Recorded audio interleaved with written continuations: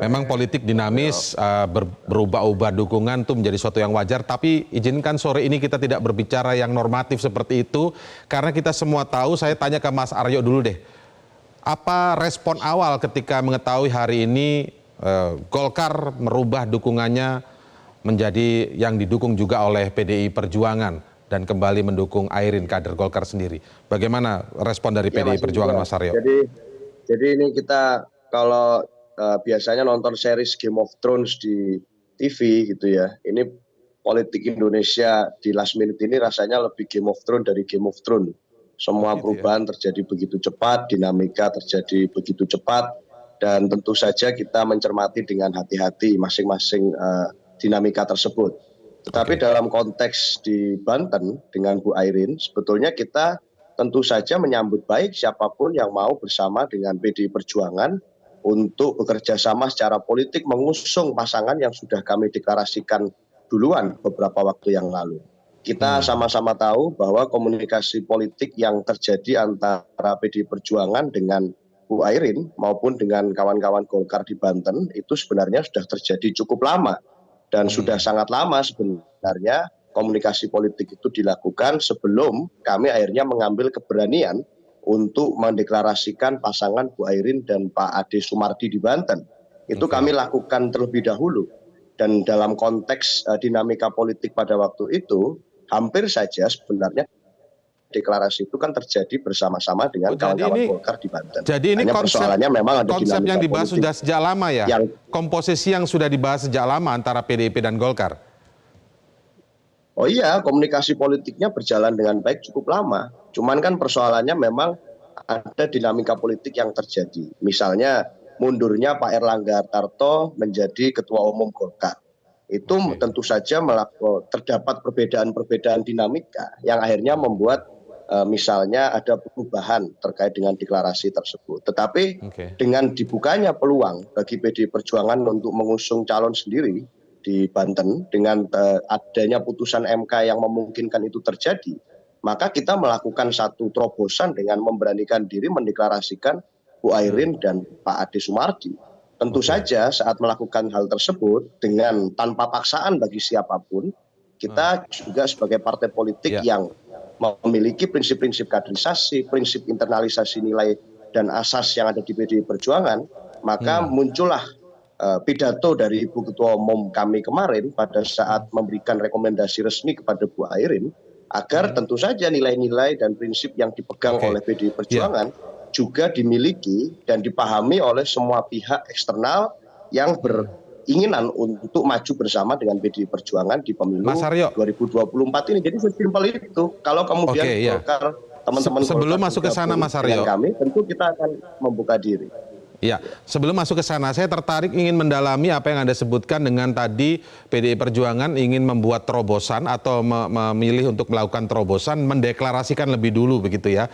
Walaupun Airin ini kita tahu bukan PDI Perjuangan dan Ade Sumardi justru sebagai wakil gubernurnya begitu kan. Nah, Anda menyebut ini ingin membuat terobosan. Pasti bayangan secara politik, bayangan orang umum pasti melihat ini ingin mengincar atau mendapatkan benefit politik dengan segera mendeklarasikan Airin yang bukan PDIP bahkan, tapi Airin punya basis massa yang kuat di Banten begitu kan. Pasti ada tujuan benefit politik. Nah pertanyaannya, ketika sekarang setelah duluan ya harusnya dapat benefit politik, bicara 2029 misalnya bahwa Banten itu sudah ada nama Rano Karno dan kemudian Airin kalau kemudian diperkuat PDI Perjuangan yang ngegolin nih gitu. Nah kemudian sekarang Golkar balik badan. Pertanyaan sebenarnya saya itu, apakah PDIP sempat kecewa ketika Golkar akhirnya berbalik arah mendukung Airin lagi?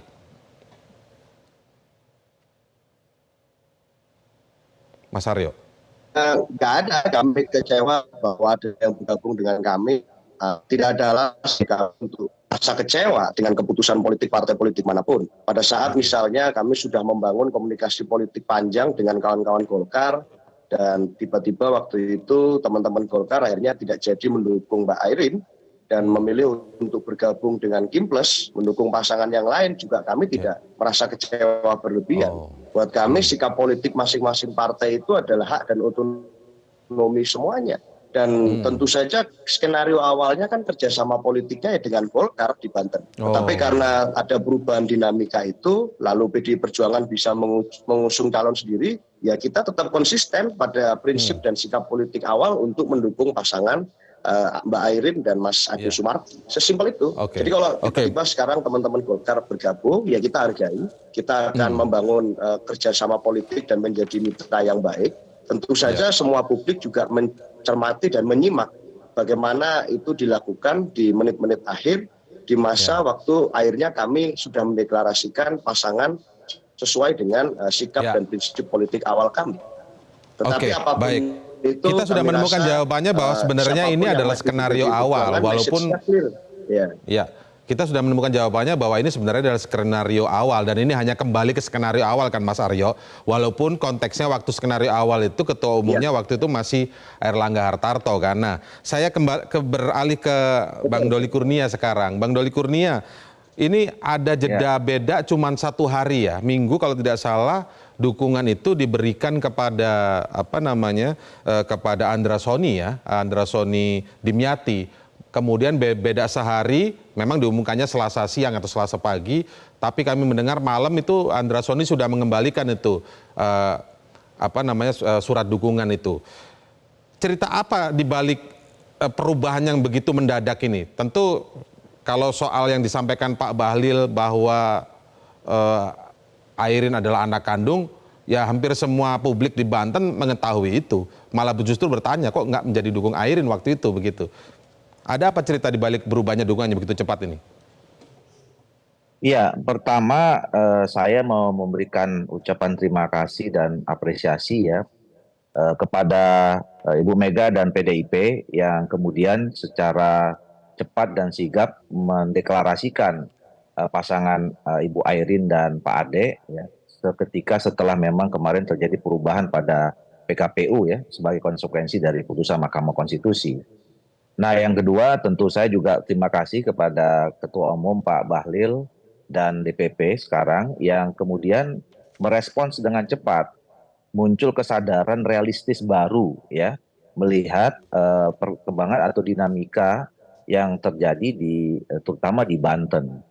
Nah, sesungguhnya kalau kita bicara tentang Airin ini Airin adalah kalau saya sebutnya proyek Golkar yang cukup lama sudah kita bangun ya. Nah, persiapan Ibu Airin ini jadi calon gubernur untuk menjadi gubernur itu sudah kita siapkan 3-4 tahun yang lalu. Bahkan sudah melewati beberapa fase yang penting termasuk Airin terpilih sebagai anggota DPR RI ya, dengan suara cukup signifikan 300-an ribu gitu. Jadi secara elektoral sudah teruji. Nah, kemudian kami juga sudah memberikan atau menerbitkan surat keputusan sebetulnya. Jadi 1 tahap sebelum B1 KWK ini, tanggal 5 Agustus kami sudah keluarkan surat waktu itu tangan-tangan oleh Pak Airlangga dan Sekjen Pak Ludwig ya terhadap 2 pasangan ini, 1 pasangan ini, Ibu Airin dan Pak Ade. Nah, tetapi saya selalu menyebutkan berkali-kali sebelumnya, di dalam menghadapi pilkada, Golkar ini mempunyai 2 prinsip yang harus dipegang dan itu menjadi koridor dalam setiap mengambil keputusan gitu. Yang pertama adalah memang bagaimana judul besarnya adalah setiap kompetisi yang kita hadapi di setiap daerah itu harus punya potensi menang.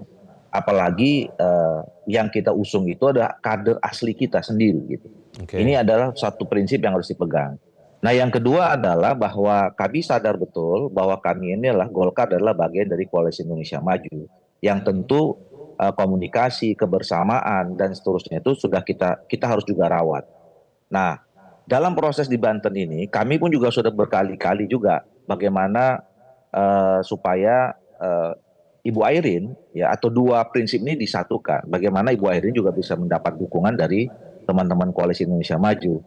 Nah, tapi faktanya terjadi kemarin sebagian teman-teman Kim itu sudah mendukung Pak Andra Soni dan Pak Dimyati. Tapi saya bilang waktu itu sama Bu Airin, sabar saja ya, mudah-mudahan ada keajaiban, ya sisa masih tunggu 20 sampai 29 Agustus gitu ya. Nah, tetapi saya kira ya Pak Bahlil dan kawan-kawan juga mendapatkan aspirasi yang begitu kencang juga. Saya juga mendapatkan itu. Jadi ada gelombang arus bawah ya di Banten, baik itu dari keluarga besar Partai Golkar maupun juga dari masyarakat di Banten yang meminta Oke. supaya eh, Golkar ini harus mencalonkan Ibu Airin yang memang betul adalah kadernya sendiri. Airin ini Mhm. sudah dikenal cukup lama sebagai kader Golkar, bahkan menjadi bagian keluarga keluarga besar Golkar di Banten sejak lama Oke. gitu. Jadi Mhm. hubungan masyarakat di sana dengan Golkar itu cukup kuat. Nah, kalau misalnya mereka menganggap mereka melihat bahwa Golkar tidak mencalonkan kadernya sendiri, nah ini ada reaksi yang menurut saya tidak baik. Nah, itu tersampaikan ya Ya. kepada DP Partai Golkar, makanya dan kemudian mungkin puncaknya ketika kemarin Golkar Ya. tiba-tiba juga memberikan ke Pak Andarsoni dan Oh, Pak hari Minggu Dimyati, malam itu ya. maka kemudian Hmm. responnya semakin kencang dari bawah itu. Nah, Oke. tapi sekali lagi Berarti saya katakan ini adalah ya. pilihan sadar yang rasional, yang realistis dalam rangka untuk Golkar kembali bisa menang di Banten yang diambil oleh DPP saat Oke. ini. Baik, saya ingin sebenarnya lebih dalam lagi ke Pak Doli Kurnia. Apa yang Anda jelaskan tadi sebenarnya justru itulah pengetahuan masyarakat umum terkait dinamika politik di Banten, Pak. Maksudnya bagaimana posisi seorang Airin dan posisinya di partai seperti apa. Yang justru aneh itu yang belum dijawab itu pertanyaan waktu itu kenapa sempat memilih Androsoni, itulah sebenarnya pertanyaan yang sebenarnya. Kalau soal baliknya itu adalah akibat dari pertanyaan-pertanyaan yang belum terjawab tadi. Kenapa malah justru milih calon lain? Apakah ada tekanan sebenarnya Pak Doli? Nah, ini yang saya belum tadi kurang sedikit yang belum saya jelaskan ya. Nah, Ya, dengan posisi dua tadi, saya juga meyakini ya bahwa apa yang diputuskan oleh Golkar ini adalah sesuatu yang sudah dikomunikasikan. Saya yakin sudah dikomunikasikan dengan pimpinan partai politik di Koalisi Indonesia Maju tadi ya. Jadi mungkin eh, pada saat pemberian itu, karena kan memang kita waktu itu komitmennya begitu ya, DPP yang sekarang itu kemudian menyepakati ya untuk memberikan dukungan kepada Pak Andarsoni dan ini ya saya tidak tahu apakah itu memang sudah ada pembicaraan atau tidak oh, ya antara Pak Bahlil dengan ketua umum partai politik yang lain. Tetapi hmm, begitu ada reaksi ya aspirasi atau arus bawah yang begitu besar tadi itu, saya yakin juga disampaikan kepada ya, ya. pimpinan partai politik lain yang kemudian pada akhirnya bisa dipahami mungkin ya, sehingga memang sampai pada keputusan tadi pagi itu. Ya, aspirasi itu pasti wajar saja Pak. Dan pasti Partai Golkar, Bang Doli Kurnia juga sudah lama di Golkar, pasti sudah mengetahui kalau Banten di situ adalah Airin. Nah, tapi justru itu Pak, apakah sebelumnya mendukung Andra Soni itu ada tekanan dan mengikat Golkar sehingga tidak bisa bergerak? Karena kalau kita lihat hari ini ketika kembali, begitu emosional seorang Airin menyampaikan pidatonya dengan gemetar, hampir menangis begitu, Pak Doli. Ya, saya tidak mau berspekulasi ya. Saya menyampaikan apa yang saya ketahui ya. Tapi sekarang menurut saya kita semua sudah lega ya. Saya yang selama ini kemudian mencoba ya menangani soal pemenangan pemilu. Salah Ya, satunya ya. bagaimana Bu Airin bisa jadi calon yang didukung oleh Partai Golkar. Ini sudah terjadi ya buat saya ini sesuatu yang ya patut disyukuri dan kita tetap harus Ya. Oke, ya karena berjuang memang dalam partai-partai teman-teman politik PDIP ini kan untuk punya menangkan tanggung pasangan jawab ini. pendidikan politik ke masyarakat, Pak. Nah inilah yang ingin kita ungkap, kenapa waktu itu begitu. Tapi oke lah, saya ingin melihat pendapat dari Mas Hadi Prayitno terlebih dahulu ya. Mas Hadi, kalau Anda menganalisis kondisi di Banten ini sebenarnya seperti apa? Apakah memang ini kembali membuktikan bahwa desain besar, eh, mungkin tanda kutip menjegal calon tertentu, kemudian mengusung calon yang diseragamkan dan sebagainya, di Banten kali ini juga gagal? Ya, pertama tentu ini tidak terlepas dari adanya putusan Mahkamah Konstitusi yang memungkinkan partai politik dan calon tertentu yang selama ini terkesan terhambat dan tidak bisa maju, bisa maju. Yang kedua tentu terima kasih kita kepada Bang Doli yang sudah kemarin RDP dengan KPU mengeluarkan PKPU yang saya kira ini menjadi landasan konstitusional pelaksanaan Pilkada serentak di 2024. Karena PKPU ini kan menjadi angin surga sekaligus hadiah ulang tahun kemerdekaan kita sebenarnya, betapa threshold yang selama ini menjadi barrier dan mempersulit orang untuk maju itu bisa maju. Nah, kalau bicara tentang Banten, saya justru aneh sebenarnya kemarin ketika Golkar itu menarik dukungan ke Airin, karena apapun ya sebenarnya salah satu basis kekuatan politik Golkar selama ini ada di Banten. Dan seluruh kekuatan politik di Banten, provinsi, kabupaten, dan kota itu memang terkoneksi dengan kekuatan politik terahnya Airin ya melalui Bu Atut yang saya kira memang sudah terkonfirmasi sejak lama. Bahkan pendiri Golkar di Banten adalah keluarga besarnya Bu Atut yang notabene-nya juga adalah keluarga Airin. Makanya yang menjadi tanda tanya itu apa yang kemudian membuat Golkar pada akhirnya itu mencabut dukungan ke Airin ini tentu karena ada desakan sebagai upaya untuk membentuk Kimplas. Kalau di Jakarta ada kesan PDIP dan Anies ingin dikucilkan dengan Kimplas, maka di Banten itu ada kesan yang dikucilkan itu adalah Golkar dan Airin. Awalnya begitu, karena konon ketika Airin kekeh dengan pilihan politiknya akan maju, hanya PDIP yang belum menentukan pilihan politik. Dan saat itu sebelum ada dukungan politik yang dicabut, PDIP akhirnya juga memutuskan berkoalisi dengan Golkar. Oleh karena itu memang ada kecenderungan di pilkada ini nyapu bersih dukungan partai dan mengeliminir calon-calon yang dinilai kuat dan saya kira potensial akan memenangkan pertarungan. Dalam hitungan-hitungan saya, efek dari Kim dan Kimplas ini yang berkomitmen untuk solid, memang kawan-kawan Golkar itu relatif banyak dirugikan. Jadi apa yang dilakukan oleh Airin ini sebenarnya kalau bisa ini menjadi trigger kepada kawan-kawan Golkar di tempat yang lain yang potensial terhalang untuk tidak maju hanya karena soliditas dengan Kim. Kalau mau jujur misalnya kan dulu Ijek dikorbankan kan, kemudian lebih memilih Mas Bobi misalnya. Padahal Golkar bisa mengusung Ijek yang saya kira juga punya penetrasi dan kekuatan politik yang cukup luar biasa.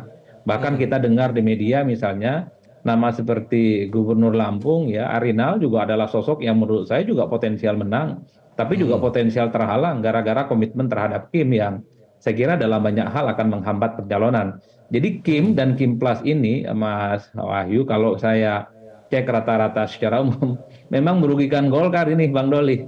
Kalau bisa apa yang dilakukan oleh Airin di Banten itu juga terjadi di banyak tempat. Jangan terlampau banyak mengalah juga hanya demi untuk kepentingan Kim, tapi mengorbankan kader-kader potensial. Yang diuntungkan siapa, Mas Adi?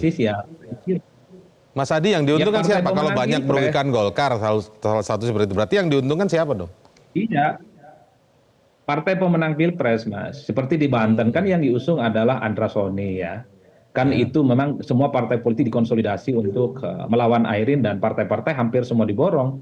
Dulu hampir PDIP juga akan menjadi bagian dari mereka, tapi untungnya PDIP lebih memilih untuk berkoalisi dengan Golkar. Jadi yang ingin saya katakan upaya-upaya untuk ya menyapu bersih dukungan partai, saya kira ini tidak kembali relevan setelah adanya putusan Mahkamah Konstitusi dan adanya PKPU yang terbaru dari kawan-kawan KPU. Artinya apa? Kalau ada kader yang kemudian tidak diusung oleh partainya, dia bisa maju dari tempat yang lain. Pesan politik dari Airin adalah, karena Airin ini sepertinya merasa cukup kuat dan cukup solid dukungan politiknya di Banten. Oleh karena itu, sekalipun Golkar tidak mendukung, Airin bisa maju dari tempat yang lain. Yang saya kira dalam pidatonya Airin mengatakan bahwa kecenderungan memilih di Banten itu adalah lebih condong memilih Airin dibandingkan dengan pemilih-pemilih yang lain. Oleh karena itu bagi saya ketika Airin hadir dalam acara dukungan politik yang dilakukan oleh PDIP itu saya kira penuh dengan resiko, bukan tanpa resiko. Kalau bukan Airin mungkin Airin itu akan dipecat dan bisa wassalam itu, Mas. Tapi Airin ini adalah simbol salah satu kekuatan Golkar di Banten, maka saya kira tidak ada yang kemudian mau memberhentikan Airin. Oleh karena itu ketika Airin misalnya kemarin dukungan politiknya dicabut, memilih maju dengan partai apapun dan kebetulan dengan PDIP, ini menegaskan bahwa Airin dengan keluarga besarnya cukup confident dengan siapapun yang akan mereka hadapi di dan itu bisa merugikan Golkar ya. Oke, baik Mas Adi, nanti kita lanjutkan lagi bersama Bang Doli Kurnia ya. Kita akan lanjutkan di segmen selanjutnya. Saya ingin lebih mendalami soal bahwa apakah ini tadi nama-nama lain sudah disebut, ada Ijek di Sumatera Utara. Apakah ini akan men-trigger Partai Golkar seperti itu, Bang Doli? Tidak harus mendukung calon yang sudah ditentukan. Dalam hal ini misalnya Sumatera Utara adalah Bobi Nasution. Kita akan bahas setelah jeda berikut. Jelajahi cara baru mendapatkan informasi. Download Metro TV Extend sekarang.